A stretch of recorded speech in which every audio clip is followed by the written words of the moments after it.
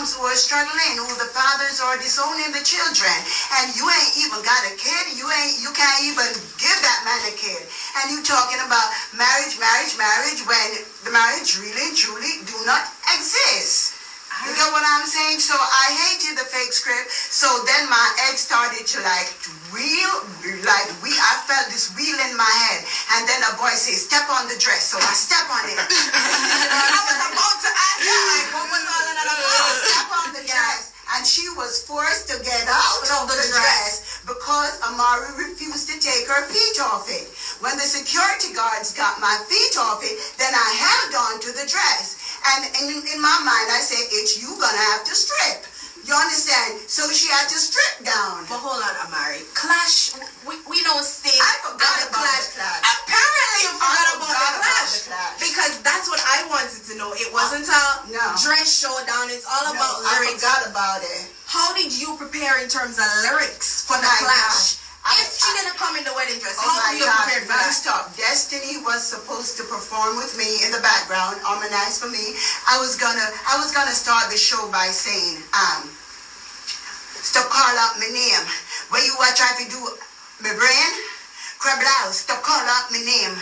When you want to drive me insane, and then I was gonna do rise that deep bangle. Rise that deep bangle.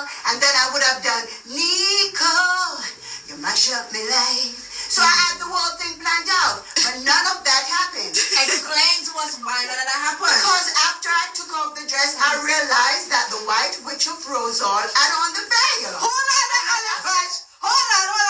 on, Amari. I can't. Zaza, why are you doing this? I can't. So you're saying, the White Witch of Rosal came back to Sting 2022, and you had your thing planned, but she threw you off your game. Threw me off with the wedding dress. So I got rid of the dress. You showing off on me with the veil? So a voice said to me, get the veil, Mari. And so I ran for the veil. Kicked it in the crowd. When I look, Miss Thing still have on a crown. I say, I'm taking that crown. You know those wedding crowns? Yeah. And so I said, but for some reason, it reminded me of the thorns of Jesus Christ. You know, and I said, I'll wear those thorns. You haven't suffered like I've done. I mean, so many things were running through my mind. And so I took that. I went on the stage to read. Oh my gosh. I now realize that I calmed down after I put on the crown of thorns. That's when I calmed down. You see, if I hadn't put on the crown of thorns, I would have beat her like how I beat Bob House. Okay, so hold on. And that's why I lost. That's why you lost. That's why I lost. I put on the crown of thorns, and then it was right there that I didn't know myself. And something was saying, keep trying. And so I said, I said a song, and then I said, Nico. It didn't even sound like Nico. But I knew that I lost my strength, whatever strength was it. Because you know, Jesus have a way of wiping out the past. So by then, you know, I was slowly coming back to myself. Now, Amari, this is something serious. You mentioned about trauma and all of that. Do you believe it was fair for you to be on the Sting stage going through all this trauma that, according to you, you believe that Queenie brought back to you? I wouldn't say Queenie, the dress. The dress itself. The dress, yeah. Because Queenie, let me tell you something, and I don't want to cry. When I looked at Queenie, while I was going through all that anxiety attack and everything, I looked at Queenie and all I saw was love in her eyes. You know, all I saw was love. You know, and she said, are you crazy?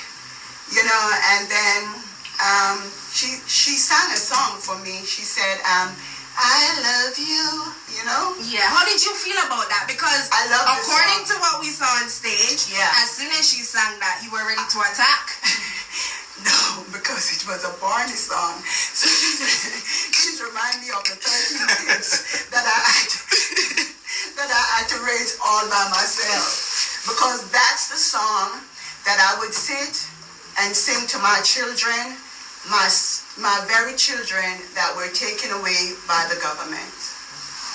Okay, so Queenie, Amari, my apologies. Yeah. How are you handling all this trauma though? Because you remove all that trauma by being comical, which I do respect. Yeah. I'm going to be honest. But how do you personally deal with all of that outside of the internet? The thing that is sad is I used the internet to escape it all, give jokes, and never stopped to heal. And so the least little thing could throw me off. And then you say, but Amari is a nice person. Why did she do this? Why did she do that?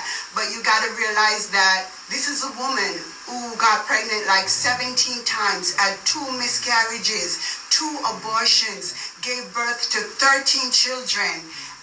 Another woman took away my husband. I've been to Rikers Island, which is a prison in America, being charged for something that I was not guilty of.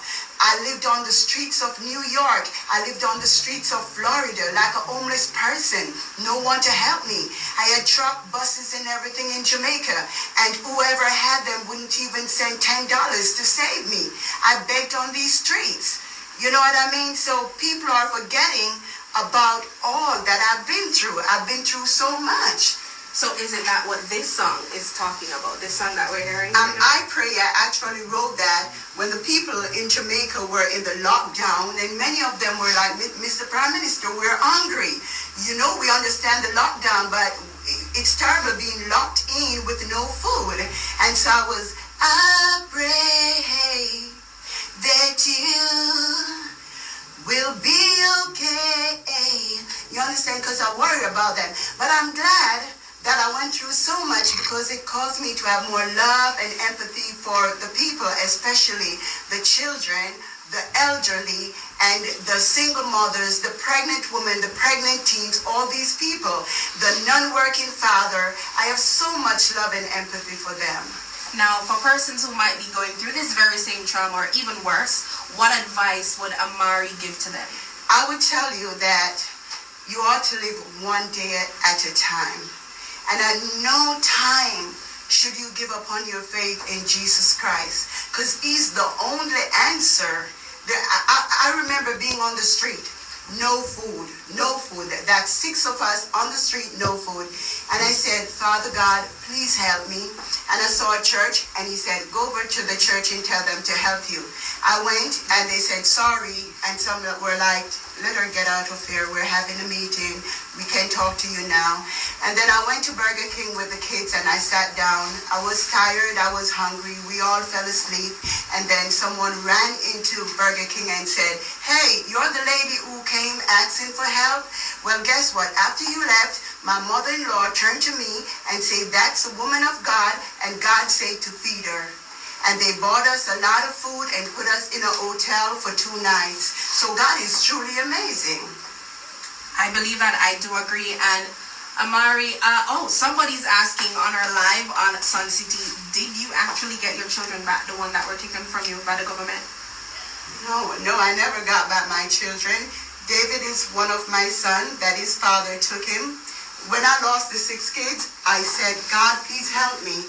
And I gave birth to my son, and his father later took him. So that overly broke my heart, and no, I never got back my kids. Well, I'm so sorry to hear all that, Amari, and I really hope you do get over this trauma, because that's not, we see you and we think it's all gimmicks, it's all joke and games, but she uses that as a cover because you have a lot of trauma undergoing, and I really do hope that you get the help that you need, because somebody like you, we do need you. You understand? And so I do believe that we need people like Queenie too, but we're both hurting, believe it or not, but we're here to do a work. We're on a mission, because of the Sting performance, the young people will be able to identify themselves with me. They'll be like, she's cool, she fight on Sting. So they'll stop for a minute and at least listen to what I have to say. So God work in mysterious ways, is wondrous to perform. So let's declare here on Sun City on the Heat Wave Show, there's no beef going on with Amari and Queenie. That was just for Sting. No, I can't was say just for that. show. We're always beefing. Because she's gonna brag that she's found a man. I have yet to find a man. I'm gonna curse you out. Okay. Straight up. Okay, Amari. Well, thank you so so much Yeah. for blessing us here on the Sun City airwaves, Amari. I wish you all the best in your Yes. future endeavors, and I really do hope you get the help that you deserve. Yeah. God bless. I want to thank you for having me. Big up to all my fans, Facebook, YouTube, and Instagram, and big up to Claude Mills. So hold on, Amari. What's next for Amari? What can the fans expect next? You for know, Amari? for one reason or the other, Love and Hip Hop is interested in me right now because they see that I'm a tigress. So hold on, is that exclusive news you're breaking on Sun Well, City? Safari did post me on his page, Uh-huh. so I believe that they're watching me. They want to see more of the fierceness. But I always imagined throwing champagne on someone and all that. Amari, for the trauma. That's so nice. But I will be representing Jamaica. I love that. I love that. But Yeah. thank you so much, Amari. Okay, Run the track thanks now, for Ali. having me.